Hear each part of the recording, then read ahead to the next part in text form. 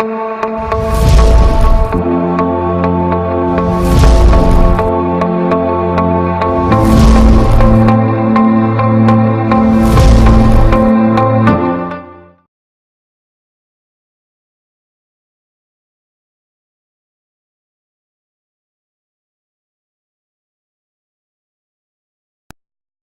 Question में आपको ये स्टेटमेंट्स चेक करने हैं कि ये ट्रू है या फॉल्स हैं।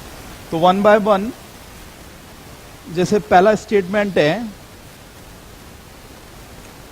कि spectral lines of He plus ions belonging to Balmer series are not in visible range. तो H एटम में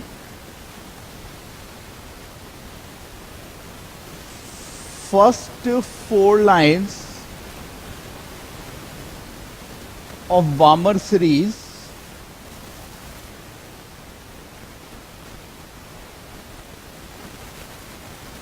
विजिबल जोन में होती हैं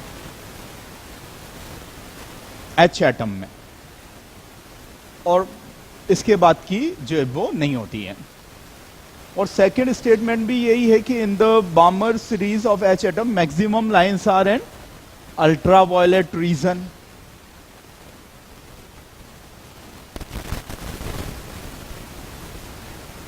विबग्योर, ये यूवी जोन हो गया, ये IR जोन हो गया, और लेफ्ट टू राइट जाने पे लैम्डा इन EMR इलेक्ट्रोमैग्नेटिक रेडिएशन का बढ़ रहा है और एनर्जी कम हो रही है।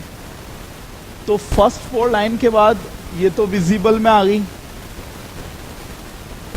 और इसके बाद वाली जो होंगी वो कहाँ होगी?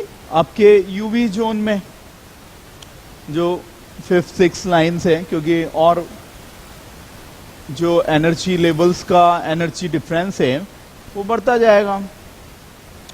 फिर इसके बाद थर्ड है, तो ये दोनों ट्रू हुए, फर्स्ट बी और सेकंड बी। थर्ड में क्या है? Second line of Lyman series. तो N2 is equal to N1 plus line number होता है। अब ये कह रहे हैं कि सेकंड लाइन, तो N2 3 हो गया। N1 यहां सीरीज टर्म होता है, वो तो कांस्टेंट होता है किसी भी पर्टिकुलर सीरीज के लिए। जैसे लाइमन के लिए ये हो गया 1 हो गया। अब इसका हम जो है वो second line of Lyman series, ये डेल्टा ई का फॉर्मूला होता है 13.6 Z square 1/N1 square minus 1/N2 square, और ये बॉन्डेड है to a particular unit electron volt. तो यहां इसको अप्लाई कर देंगे। Z का ध्यान रखना है कि He प्लस है तो ऐसे हो गया, लाइमन है 1 का स्क्वायर हो गया, N2 ऊपर से प्लग इन किया, ये 3 निकाला था। तो ये सॉल्व करने से हमारे आ गया